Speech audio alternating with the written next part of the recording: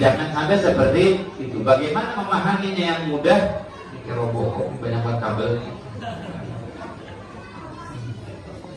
Yang pertama adalah cara menalar peristiwa Isra Mi'raj dengan mudah adalah pertama adalah dapat dari mana kabar itu. Dapat dari mana kabar bahwa Nabi Muhammad melaksanakan Isra dan Mi'raj. Karena sumber berita, sumber kabar ini akan menentukan validitasnya, akan menentukan kualitas dari informasi. Kalau yang menginformasikan adalah Ketua Dewan Kemakmuran, ini contoh. Kalau yang menginformasikan adalah Ketua Dewan Kemakmuran Musholla Al-Muhajirin bahwa malam Selasa ada peringatan Isra dan Mi'raj, ya. Kemudian nanti ada kopinya khusus Ustaz. Kemudian ada acara semat Al-Quran. Maka orang akan mengatakan apa? Oh iya pantas, ketua DKM-nya yang ngomong.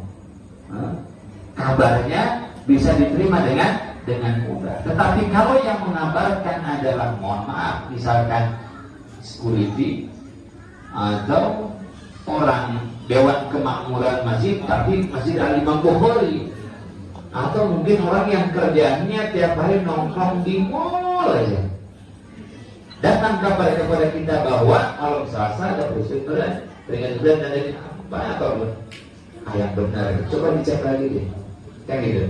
Sumber informasi menentukan kualitas dari informasi itu sendiri. Dan dari manakah sumber informasi kabar Isra Mi'raj?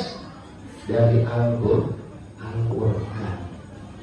Kabar ini datang dari Allah Subhanahu wa Ta'ala, yang mengatakannya adalah Allah Subhanahu wa Ta'ala, jelas di dalam Al-Quran, yaitu surah Al-Isra. Subhanalladzi asra bi'abdihi laylan minal masjidil haram ila al-masjidil aqsa alladzi barakna haula linuriyahu min ayatina al-ayat. Bahwa segala sesuatu yang ada di dalam Al-Quran mutlak kebenarannya, sebagaimana Allah menginformasikan soal alam barzakh, sebagaimana Allah menginformasikan surga, sebagaimana Allah menginformasikan neraka, sebagaimana Allah menginformasikan perkara-perkara gaib yang lainnya di dalam Al-Quran. Jadi menerima kebenaran Isra dan Mi'raj adalah konsekuensi seseorang yang beriman kepada Al-Quran. Ya, karena ada di dalam Al-Quran. Isra'nya nih, Mi'rajnya di mana informasinya? Subhanalladzi asra, telah mengisrakan. Di dalam surah Al-Isra ya, Mi'rajnya di mana? Kabar tentang Mi'rajnya. Ayo, hilang. Hilang. Hilang. Di mana Mi'rajnya? Di mana ayat tentang Mi'rajnya Nabi Muhammad sallallahu alaihi wasallam? Jangan Isra doang. Subhanalladzi asra bi'abdihi lailan minal masjidil haram ilal masjidil aqsa alladzi barakna hawlahu linuriyahu min ayatina innahu was-sami'ul basir. Mi'rajnya di mana? Mi'rajnya di mana? Di mana? Nggak bisa jawab, kok boleh pulang. Jauh di juz 27 di dalam Al-Quran surah An-Najm ayat 13 dan 14. Wa laqad ra'ahu nazlatan ukhra 'inda sidratil muntaha. Makanya Al-Quran harus dibaca dari juz 1 sampai dengan juz 30 baru dipahami. Makanya anak kita Masya Allah luar biasa, seman Al-Quran juz 30 angkatan pertama. Ya, anak-anaknya menyusul insya Allah bapak-bapaknya, menyusul insya Allah ibu-ibunya. Tadi pasti ada bapak-bapak yang belaga hafal di belakangnya, padahal dia sambil mikir, waduh bapaknya belum, anaknya udah. Ya, insya Allah supaya paham Al-Quran. Walaqad ra'ahu nazlatan ukhra 'inda sidratil muntaha. Mi'rajnya Nabi Muhammad SAW. Walhasil Isra dan Mi'raj ini kabarnya adalah dari Al-Quran yang kebenarannya bersifat mutlak, nggak sulit jadi memahaminya. Kenapa percaya Isra Mi'raj? Ada dalam Al-Quran, langsung di dalam Al-Quran. Ini adalah dari pertama atau cara pertama kita memahami atau meyakini peristiwa Isra dan Mi'raj. Kalau ada orang yang nggak meyakini peristiwa Isra Mi'raj atau bertanya-tanya, berarti mempertanyakan isi Al-Quran. Sederhana. Yang kedua, cara memahami, karena konsepnya kita ngaji kalau selesai, maka ngaji supaya gampang kita memahami, meyakini sesuatu. Yang kedua adalah kita ketika kita sudah tahu dasar dari dikuatkan lagi peristiwa Isra dan Mi'raj itu, aktor utamanya siapa? Subjeknya siapa? Yang melakukannya siapa? Subhanalladzi, maha suci Allah, alladzi asra, yang telah memperjalankan Nabi Muhammad, bahwa pelaku utama, aktor utamanya adalah Allah Subhanahu wa ta'ala. Yakni Allah yang memperjalankan Nabi Muhammad SAW. Yang aktif adalah Allah Subhanahu wa ta'ala. Kalau sudah Allah yang melakukan, nggak ada yang mustahil. Ya, ayatnya adalah, saya ulang, maha suci Allah yang telah memperjalankan Nabi Muhammad. Allah yang memperjalankan Nabi Muhammad SAW. Maka aktor utamanya adalah Allah Subhanahu wa ta'ala di proses Isra Mi'raj ini.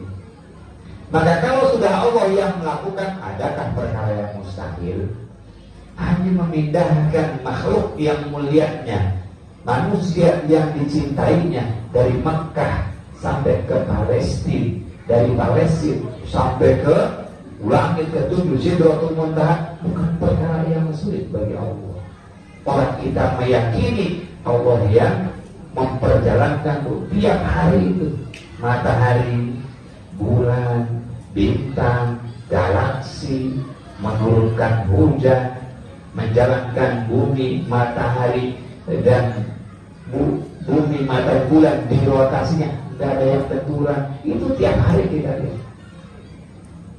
Maka peristiwa Isra Mi'raj ini ketika disandarkan subjeknya adalah Allah Subhanahu wa ta'ala, bukan perkara yang sulit untuk kita pahami. Mudah-mudah saja menciptakan kita dari tidak ada menjadi ada, ngasih makan kita, menjadikan bumi dan dan seisinya. Puasa bagi Allah Subhanahu wa taala. Kesini makin mudah memahami Isra dan Mi'raj. Kedua, yang ketiga adalah siapa yang diperjalankannya, pantas tidak mendapatkan kemuliaan. Yang diperjalankannya adalah hasanat nas khalqan wa khuluqan, yaitu manusia yang sangat dicintai Allah, yang disempurnakan oleh Allah Subhanahu wa taala di baginda Nabi Muhammad sallallahu alaihi wasallam. Kalau yang di Isra Mi'rajkannya adalah ketua RT di Arabia Saudi, masa masa ada hubungan apa gitu? Ini Nabi Muhammad sallallahu telah terjadi dalam kehidupan Nabi Muhammad berbagai macam peristiwa yang khawariqul adat, yang nampak di depan manusia. Maka mudah saja bagi Abu Bakar As-Siddiq untuk meyakini ketika datang dikebosi oleh orang kafir Quraisy, Muhammad ngaco lagi. Kenapa? Dia bilang baru Islamnya, padahal tadi sore masih bersama kerabatnya di rumahnya Ummu Hani. Apa Abu Bakar dengan mudah saja? Wah, ini kalau dari puasa kok. Kalau kata Abu Bakar, kalau itu yang mengatakan adalah Muhammad, puasa itu pasti benar. Karena Isra dan Mi'raj bukan satu-satunya peristiwa yang khawariqul adat. Khawariqul adat itu peristiwa yang terjadi di luar nalar akal manusia, bukan pertama, berulang dan berkali-kali, ya. Membelah bulan terjadi dengan cara ditunjuk aja oleh Nabi Muhammad SAW. Beres tuh bulan kedua, bulan ditunjuk belah. Ente tunjuk istri datang bulan. Ini bukan perkara sulit, bukan perkara yang terjadi kepada seorang manusia yang mulia dan Rasulullah SAW, bukan sesuatu yang sulit untuk memahami.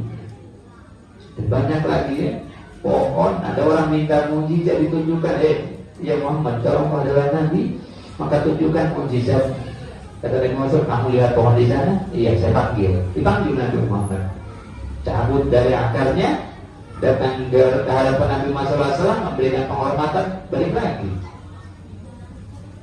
Maka perkara mukjizat ini terjadi kepada Nabi Muhammad SAW, meskipun di luar akal manusia, bukan perkara baru.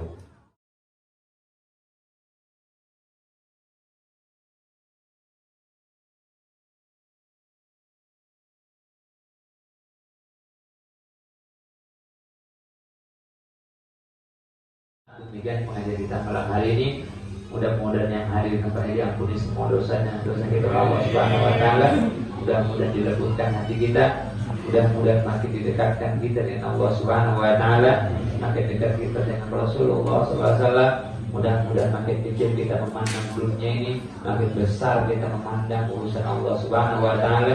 Mudah-mudahan surga dan ridha Allah adalah menjadi cita-cita utama kita.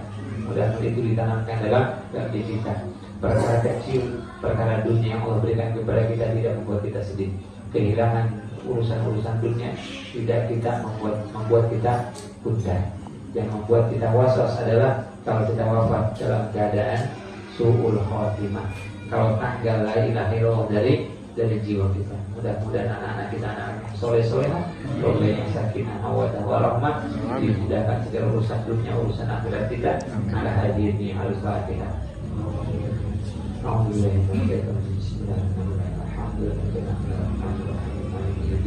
Iyyaka na'budu wa iyyaka nasta'in.